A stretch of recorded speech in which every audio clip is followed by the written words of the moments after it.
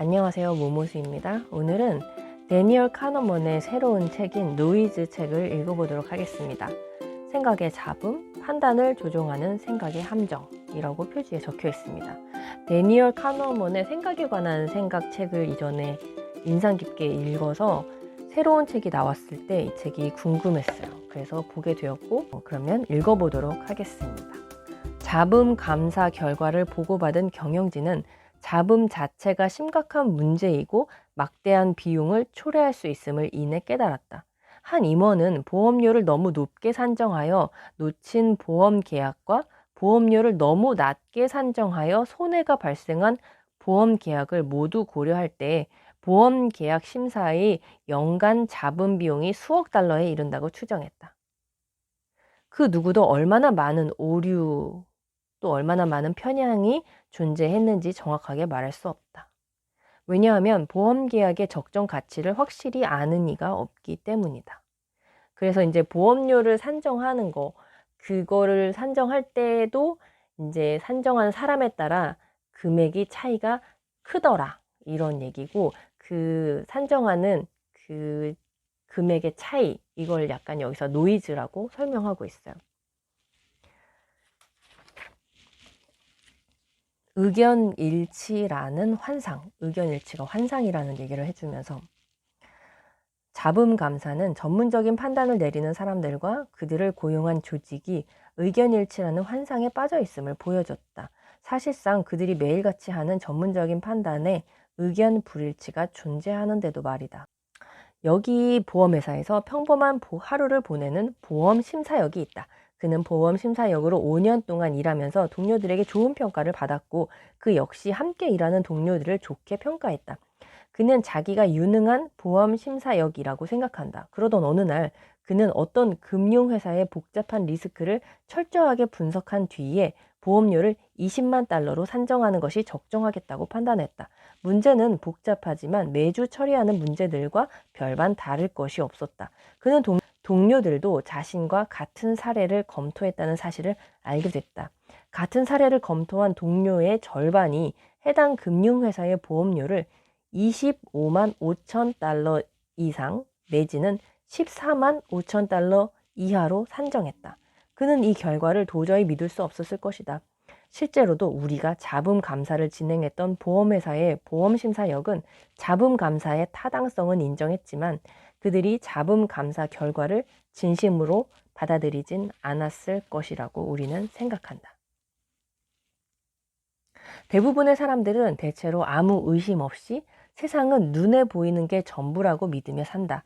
그리고 이 믿음은 다른 사람들도 나와 비슷하게 세상을 본다는 믿음으로 이어진다. 소박한 실제론이라고도 하는 이런 믿음은 타인과 공유하는 현실 감각에서 매우 중요하다. 사람들은 이런 믿음에 거의 의구심을 품지 않는다. 사람들에겐 어느 때건 자기를 둘러싼 세상에 대한 단 하나의 해석만이 존재한다. 그리고 보통 그것을 대체할 그럴듯한 해석을 내놓는데 조금도 노력을 기울이지 않는다. 하나의 해석이면 충분하고 실제로 사람들은 그렇게 세상을 경험한다. 세상을 다르게 바라보는 방법을 고민하면서 인생을 살아가진 않는 것이다.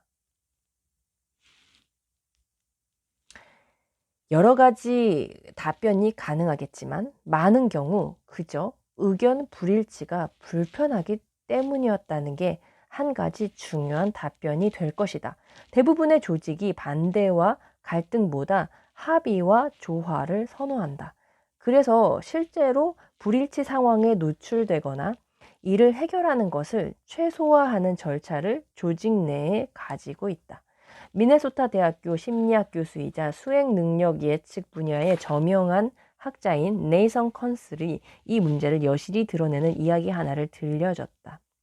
컨슬이 어느 학교 입학처와 함께 학생 선발 절차를 점검했을 때의 일이다. 첫 번째, 입학사정관이 지원서를 읽고 등급을 매겨 다음 입학사정관에게 넘겼다. 이를 넘겨받은 두 번째 입학사정관도 지원서를 검토하고 등급을 매겼다. 컨슬은 첫 번째 입학사정관이 매긴 등급을 가리고 두 번째 입학사정관에게 지원서를 전달하는 것이 어떻겠느냐고 제안했다. 그의 제안에 입학처는 이렇게 답했다. 우리도 한때는 그렇게 했어요. 하지만 등급이 천차만별이라 지금의 제도로 바꿨죠. 옳은 결정을 내리는 것보다 갈등을 피하는 것이 더 중요하다고 여기는 조직은 이 학교만이 아니다. 그러니까 앞에 사람이 점수를 매기는 거죠. 뭐 1, 2, 3, 4등급. 근데 그거를 가리지 않고 다음 사람에게 넘겼을 때 좀 그 비슷하게 수렴한다는 거예요. 의견이 일치되더라는 거죠. 근데 만약에 첫 번째 사람이 이제 판단을 하고 등급을 매기고 그 다음에 그걸 가리지 않고 그냥 채점을 했을 때는 이게 너무 노이즈가 너무 커서 이 간격이 너무 커서 판단을 내릴 수가 없더라는 얘기인 건 거죠. 그러니까 앞에 어떤 사람이 어떤 의견을 냈는지 뒤에 사람이 영향을 받는다는 얘기인 건 거죠. 이 책을 통해 확인하겠지만 어떤 조직의 진지한 눈으로 관찰되는 잡음의 양은 항상 충격으로 다가온다. 결론은 간단하다. 판단이 있는 곳이라면 어디든 잡음이 있고 이 잡음은 생각보다 많다는 것이다. 그러니까 사람마다 진짜 다 다르게 생각하더라. 그 차이가 생각보다 크다. 내가 그냥 예상하는 것보다 크다. 그래서 이런 잡음에 관한, 의견 불일치에 관한 생각보다 크더라는 그런 이야기가 담겨 있는 책입니다. 판단은 사고와 다르고 정확한 판단을 내리는 것은 좋은 판단을 내리는 것과 같지 않다. 여기서 이 책에서 판단이라는 어떤 단어를 좀 이렇게 정의를 내렸어요. 판단한다는 것이 이제 judgment로 그 어떤 옳고 그름을 이렇게 판단하는 거, 등급을 매기는 거, 이런 게 판단이라고 하고 그냥 생각하는 거는 thinking이라고 얘기를 하고 있어요. 그래서 판단이라는 단어를 좀 이렇게 구분해서 이 책에서는 쓰기로 앞에 좀 얘기를 해주고 있고, 포가스가 진행한 연구 중에서 일부가 기분이 좋은 사람들이 일반적으로 더 긍정적이란 통념을 확인시켰다. 기분이 좋은 사람들은 슬픈 기억보다 행복한 기억을 더 잘 떠올리고 다른 사람들에게 더 우호적이며 더 관대하고 기꺼이 도움이 되려고 한다. 부정적인 기분은 정반대 효과가 있다. 포가스가 썼듯이 같은 미소라도 기분이 좋으면 그 미소는 친절하게 보이고 기분이 나쁘면 어색하게 보인다. 날씨 이야기를 할 때에도 기분이 좋은 사람은 침착하게 대화에 참여하지만 기분이 나쁘면 지루하다고 느낀다. 다시 말해서 기분은 사람들의 생각에 영향을 주고 그 영향은 측정 가능하다. 기분은 주변 환경에서 무엇을 인식하고 기억에서 어떤 정보를 끄집어내고 주어진 신호를 어떻게 이해할지에 영향을 준다. 하지만 기분은 더 놀라운 영향을 우리에게 미친다. 기분은 사고방식을 바꿀 수도 있다. 이 영향은 우리가 상상했던 것들이 아니다. 기분이 좋은 것은 축복이자 저주일 수도 있고 기분이 나쁜 것은 먹구름 사이로 쏟아지는 한 줄기 빛일 수도 있다. 기분의 비용과 편익은 상황에 따라 규정된다. 예를 들어 협상 테이블에서 좋은 기분은 도움이 된다. 기분이 좋은 사람들은 더 협조적이고 상대방으로부터 긍정적인 호응을 이끌어낸다. 그들은 기분이 나쁜 상태에서 협상을 진행할 때보다 좋은 결과를 이끌어내곤 한다. 물론 성공적인 협상도 사람들을 행복하게 해준다. 하지만 이런 실험에서 기분은 협상에서 일어나는 일에 의해 유발되지 않는다. 사람들이 협상에 들어가기 전의 기분이 협상 결과에 영향을 미친 것이다. 게다가 협상이 진행되는 동안 좋은 기분이 분노로 바뀌면서 사람들이 좋은 결과를 달성하기도 한다. 반면에 기분이 좋으면 사람들은 반문 없이 첫인상을 사실로 받아들이곤 한다. 그렇다고 하네요. 기분에 따라 편향이 많이 좌우된다는 거, 노이즈가 커진다는 거. 상황에 따라, 이건 편향에 관한 얘기이기도 하네요. 기분에 따라 사람들이 얼마나 잘 속는지에 대한 연구도 진행됐다. 고든 페니쿡 연구진은 의미 없지만 심오하게 들리는 문장에 대한 사람들의 반응을 여러 차례 연구했다. 그들은 유명 인사들의 말에서 무작위로 선택한 명사와 동사를 조합해 문법적으로 옳은 문장을 만들어냈다. 예를 들어 완전함이 무한한 현상을 잠재운다. 숨겨진 의미가 독보적인 추상적인 미를 변형시킨다 등의 문장을 만들어냈다. 이런 의미 없는 말에 동조하는 성향을 개소리 수용성이라 부른다. 여기서 개소리는 진짜 말도 안 되는 소리, 이런 말인데, 이게 개소리는 프린스턴 대학교 철학 교수 해리 프랑크푸르트가 통찰력이 돋보이는 개소리에 대하여를 출판한 뒤 일종의 전문 용어가 됐다. 그는 다른 유의 허언과 개소리를 구별해냈다. 아니나 다를까 어떤 사람들은 다른 사람들보다 개소리에 더 수용적이었다. 그들은 진실되고 의미 있어 보이지만 실제로 멍청한 인상적인 주장에 깊은 감명을 받았다. 하지만 이렇게 잘 속는 성향은 그저 영원히 변하지 않는 기질이 작용한 결과가 아니다. 좋은 기분을 유발시키면 사람들은 개소리를 더 잘 받아들이고 전반적으로 더 잘 속는다. 다시 말해 기분이 좋으면 사기를 감지하거나 허위 정보를 알아채는 능력이 무뎌진다. 반대로 허위 정보에 노출된 목격자들은 기분이 나쁠 때 허위 정보를 더 잘 묵살하고 거짓 증언을 더 잘 피한다.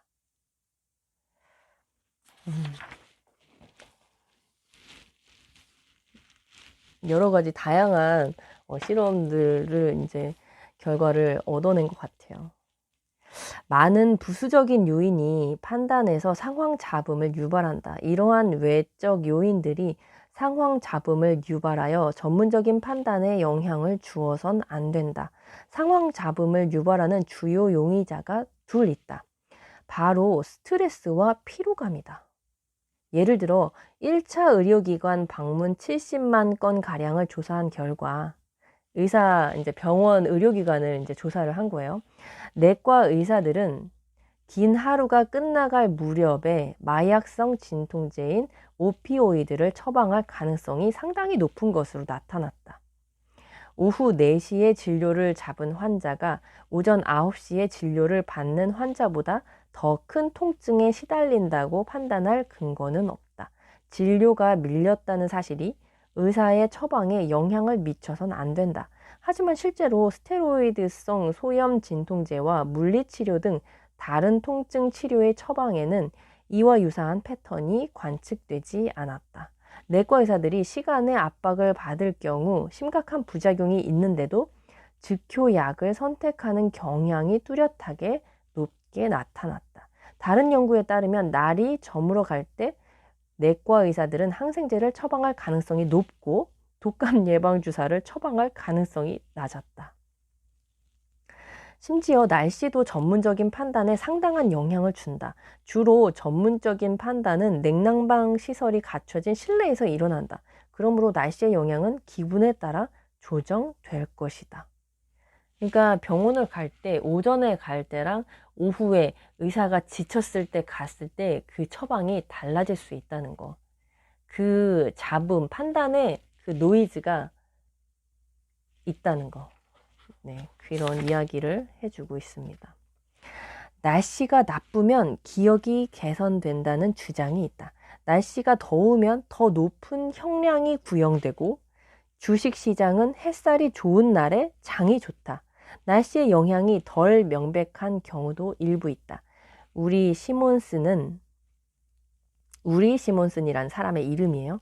우리 시몬슨은 대학 입학 사정관들이 흐린 날에 지원자들의 학업 성적에 더 관심을 기울이고 맑은 날에 비학업적 요인들에 더 민감하게 반응한다고 말했다. 그는 이런 연구 결과를 바탕으로 구름은 괴짜를 멋져 보이게 한다 라는 인상 깊은 제목의 논문을 발표했다. 재밌죠? 그래서 날씨, 그리고 피곤한 정도, 스트레스 이런 것들이 판단에 영향을 미친다는 거.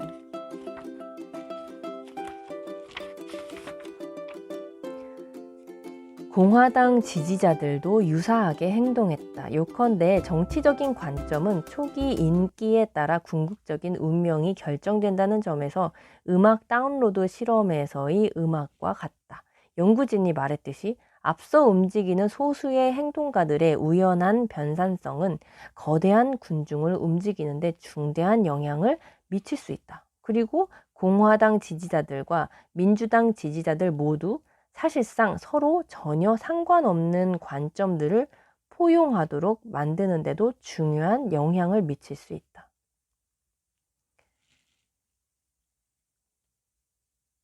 그래서 만약에 웹사이트가 있는데 이렇게 누가 얼만큼 투표했는지 그 이제 좋아요 개수가 이제 드러나게 되면 많이 받은 쪽이 더 많이 받게 될 가능성이 높다. 이거는 어떻게 보면은 보통 우리도 댓글에서 제일 많이 처음에 좋아요 달리기 시작하면은 그 댓글에 더 많은 좋아요가 달리게 되는 경향을 보게 되잖아요. 그런 비슷한 이야기이기도 해요. 그래서 처음에 어떻게 이제 눈에 띄는 거기에 모이게 되면 더 많이 모이게 되는 그런 이야기. 그렇긴 한데, 그러니까는 처음에 앞에서 입학사정관이 이제 면접을 볼 때도 등급을 매겼을 때 이전에 매긴 사람 거를 봤을 때 뒤에 사람이 영향을 받듯이 앞에 정보를 알게 되면은 그렇게 점점 의견을 일치해 나가려고 하는 경향이 있어서 이제 상황에 그 사람에 대해서 판단에 이제 잡음이 생길 수 있는데, 그렇긴 한데, 하지만 군중의 지혜에는 독립성이라는 전제 조건이 붙는다. 만약 사람들이 스스로 판단을 내리지 않고 남들의 생각에 의존한다면 군중은 그렇게 지혜롭지 않을지도 모른다. 그래서 이렇게 각각 다른 사람이 어떻게 판단했는지를 알려주지 않고 많은 사람들에게 그냥 각각 독립적으로 판단하게 했을 때는 그 값을 평균을 내면 거의 그 평균이 실제와 맞아떨어진다는 얘기를 해주고 있어요. 그래서 대중의 그 군중의 지혜가 또 놀랍기도 하다는 그런 얘기도 해주고 있습니다. 그러니까 좀 노이즈를 줄이고 정확하게 그걸 알기 위해서는 각각 독립적인 상황의 판단이 필요하다는 점이 포인트가 되겠죠. 타당성의 환상. 자신의 판단의 질에 대해서 느끼는 만족감이 얼마나 높든지 간에 그 만족감은 환상, 즉 타당성의 환상일 뿐이다. 그러니까 타당성의 환상은 예측적 판단에서 항상 관측된다. 예측 과제의 두 가지 단계를 구분하지 못하기 때문이다. 다시 말해서 활용할 수 있는 증거를 근거로 사례를 판단하고 실제 결과를 예측하는 이 두 단계를 구분하지 못해 결과가 바로 타당성의 환상이다. 여러분은 두 후보자 가운데 더 유능해 보이는 사람을 자신 있게 판단할 수 있다. 하지만 그들 중 실제로 더 유능한 사람을 예측하는 것은 전혀 다른 문제다. 예를 들어 나탈리가 모니카보다 더 강력한 후보처럼 보인다고 주장하는 것은 안전하지만 나탈리가 실제로 모니카보다 더 성공적인 임원이 될 것이라고 주장하는 것은 결코 안전하지 않다. 그 이유는 단순 명료하다. 여러분은 두 후보자를 평가하기 위해서 알아야 하는 것 대부분을 알고 있지만 미래를 내다본다는 것은 굉장히 불확실한 일이기 때문이다. 그러니까 사람이 어떤 예측을 하고 그게 맞아떨어지는 거를 굉장히 좋아하는 면이 있대요. 네. 근데 사람은 거의 미래를 거의 예측을 못한대요. 주식도 많은 전문가들이 예측을 하지만 소용이 없듯이 미래 예측은 전문가들의 미래 예측은 거의 의미가 없다는 얘기를 좀 해주더라고요. 기계적 예측이 63개의 연구에서 더 정확한 추정값을 제공했고 65개 연구에서는 동률을 이루었다. 임상적 예측은 겨우 8개의 연구에서 더 정확한 추정값을 제시했다. 하지만 이런 결과는 기계적 예측의 장점을 과소평가한다.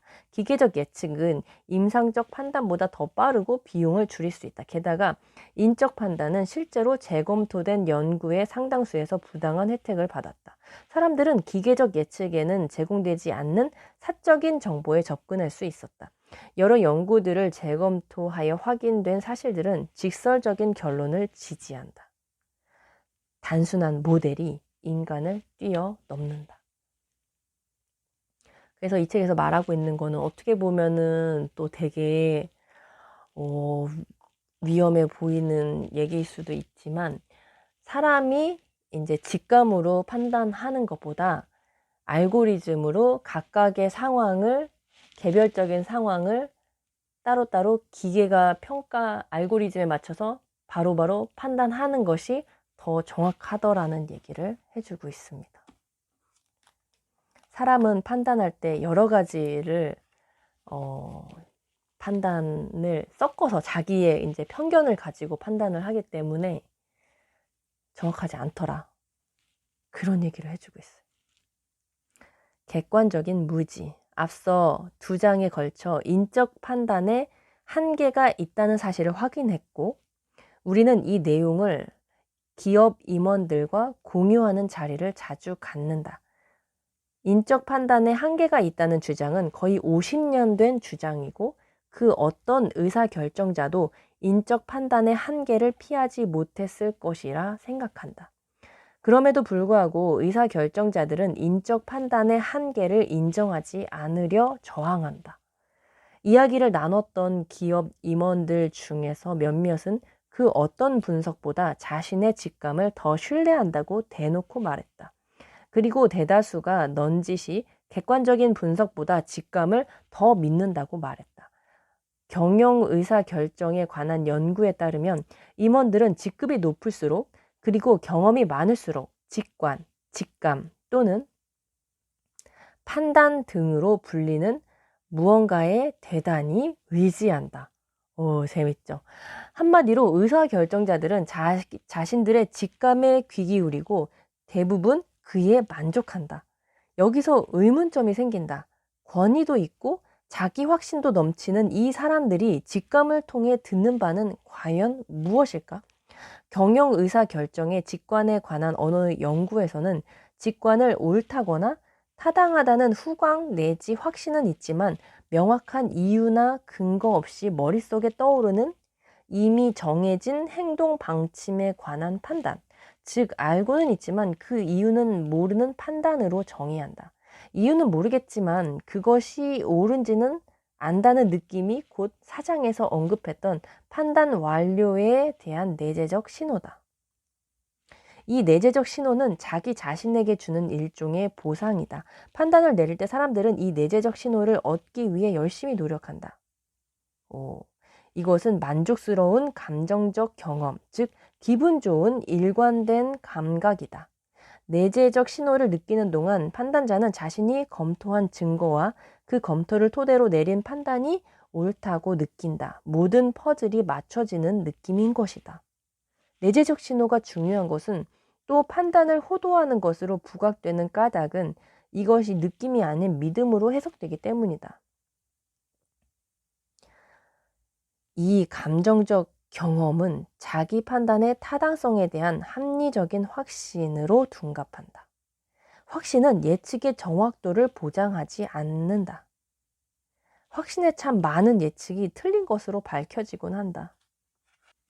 평균적인 전문가의 예측 정확도는 대략 다트판에 다트를 던져 예측하는 침팬지의 수준이었다.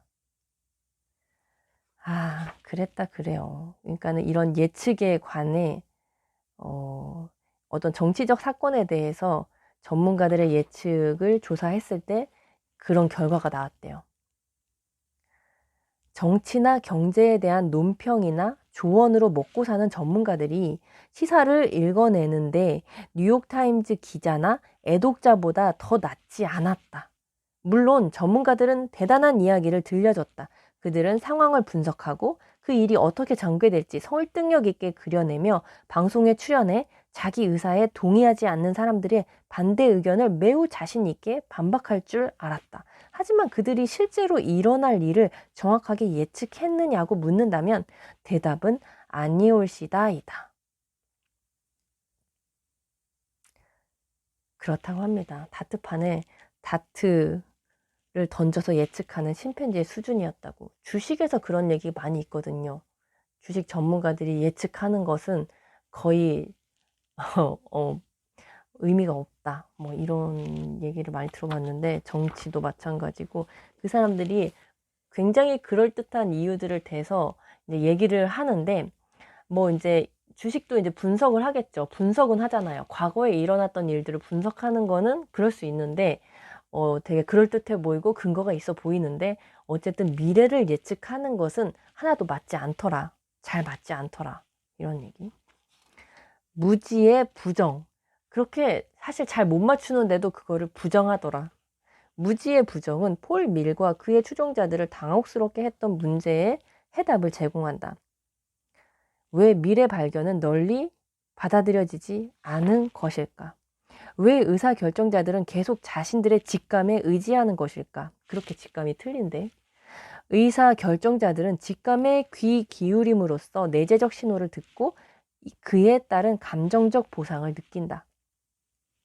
좋은 판단에 이르렀다는 내재적 신호는 이유는 모르겠지만 알고 있다는 확신의 목소리다. 하지만 증거를 가지고 실제 예측력을 객관적으로 평가해 보면 그런 지나친 확신은 정당화되지 않을 것이다. 근데 직관적인 확신이 주는 감정적 보상을 포기하기란 쉽지 않다. 조직 리더들은 특히나 본인들이 매우 불확실해 보이는 상황에서 자기 직관에 의지해 의사결정을 내린다고 강조한다. 주어진 사실을 이해할 수 없고 그토록 원하는 확신이 생기지 않을 때 그들은 이해와 확신을 제공하는 자신들의 직관에 의존한다. 무지가 클수록 그런 무지를 부인하고픈 유혹도 커지기 마련이다. 그래서 이제 직감으로 판단하는 것보다 이제 알고리즘으로 데이터로 판단하는 게 맞고, 또 내가 직관적으로 어떤 판단에 대해서는 항상 그런 잡음들이 존재한다는 사실, 그게 사실인데 그거를 사람들이 잘 받아들이지 않고 모르기도 하고, 어쩌면 자기 직감에 맞춰서 답을 내리는 거를 감정적인 보상이 있어가지고 그렇게 계속 해 나간다는 이야기죠. 재래시장에서 상인과 가격 흥정을 벌이거나 복잡한 비즈니스 계약을 위해 협상을 할 때 가격을 먼저 제시하는 사람이 협상에서 유리한 고지를 선점하게 된다. 왜냐하면 상대방은 그가 제시한 가격이 합리적일 수 있겠다는 생각을 자기도 모르게 하게 되기 때문이다. 사람들은 항상 자기가 들은 이야기를 이해하려고 시도한다. 믿기 어려운 숫자와 마주한 사람들은 자동적으로 그 숫자의 의심스러움을 줄이고자 이런저런 생각을 하게 된다. 이 부분이 진짜 되게 재밌었어요. 그 전에 엑시트에서도 그 송 사무장이 물건을 깎는 이야기가 굉장히 인상적이었거든요. 근데 여기도 이런 얘기가 있는 거예요. 먼저 가격을 후려치는 게 의미가 있다는 얘기인 건 거죠. 그러니까 되게 얼토당토 않는 가격을 얘기를 하지만 사람은 그거를 이해하려고 노력한다고 는 경향이 있다고 이렇게 얘기를 해주고 있어가지고 재밌었어요. 그래서 이제 뭐 검사가 판단을 내리는 그런 노이즈, 그 검사가 어떤 성향이냐에 따라서 형량의 차이가 너무 크더라, 이런 이야기가 정말 평범한 시민으로서 굉장히 좀 약간은 세상이 이렇구나, 이런 면들을 알게 됐죠. 그리고 의사라고 하면은 정말 전문적이어 보이고 정말 믿음과 신뢰를 가지고 바라보는 사람인데, 의사들도 판단이 이렇게 아침과 저녁이 다르더라. 그리고 어떤 이제 사진을 보고 이걸 판독하는 것도 같은 사람도 이 같은 사진을 보고 이게 어떤 상황이냐에 따라 자기 기분과 스트레스와 날씨 이런 것들에 따라서 다르게 판단을 내리더라.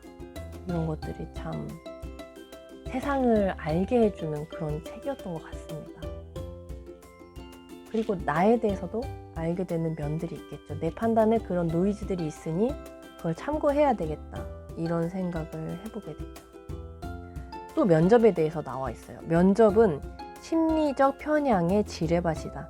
최근 몇 년 동안 사람들은 면접관이 유사한 조직 문화가 몸에 배어 있거나 성별, 인종, 교육, 배경 같은 면에서 자신과 공통점이 있는 지원자에게 의도치 않게 좋은 점수를 준다는 사실을 알게 됐다. 많은 기업이 편향의 위험성을 인지하고 채용 담당자와 직원을 대상으로 구체적인 교육을 실시하여 이 문제를 해결하려고 시도한다. 면접의 심리적 편향 이외에 다른 편향도 존재한다는 것이 수십 년에 걸쳐 밝혀졌다. 예를 들어 신체적 특징은 후보자의 평가에서 큰 역할을 한다. 심지어 외모가 거의 중요하지 않은 업무를 맡을 사람을 채용할 때도 마찬가지다. 이러한 편향은 모든 또는 대부분의 채용 담당자에게서 나타난다. 그리고 이러한 편향이 어떤 지원자에게 적용되면 그에 대한 평가에서 부정적이거나 긍정적인 공유된 오류가 발생할 수 있다. 면접에서도 잡음이 존재한다는 말에 놀랄 사람은 없을 것이다. 그러네요. 면접은 그렇군요. 역시 외모가 중요한 것인가. 이런 생각을, 진짜 생각보다 외모가 진짜 중요하구나, 이런 생각도 많이 해보게 되고요. 그런데도 대부분의 임원은 비공식적인 면접 기반 채용 프로세스에 대체할 수 없는 가치를 확신한다. 놀랍게도 많은 지원자 역시 면접을 통해서 미래의 고용주에게 자신의 패기를 보여줄 수 있을 것이라고 믿는다. 연구진은 이를 환상의 지속이라 불렀다. 한 가지는 분명하다. 채용 담당자와 지원자는 채용 판단의 잡음을 심각하게 과소평가한다. 자, 그래서 이제 결론입니다. 잡음을 진지하게 고민하자. 잡음이란 판단을 할 때 나타나는 원하지 않은 변산성이다. 이런 잡음은 너무나 많이 존재한다. 이 책의 핵심 목표는 왜 잡음이 많이 존재하는지, 그리고 잡음을 줄이거나 없애려면 어떻게 해야 하는지를 살펴보는 것이었다. 이 책에서 이미 많은 내용을 다뤘지만 결론과 함께 요점을 간략하게 다시 한번 살펴보고자 한다. 라고 뒷부분 결론이라고 정확하게 뒷부분에 이렇게 정리를 해주고 계십니다.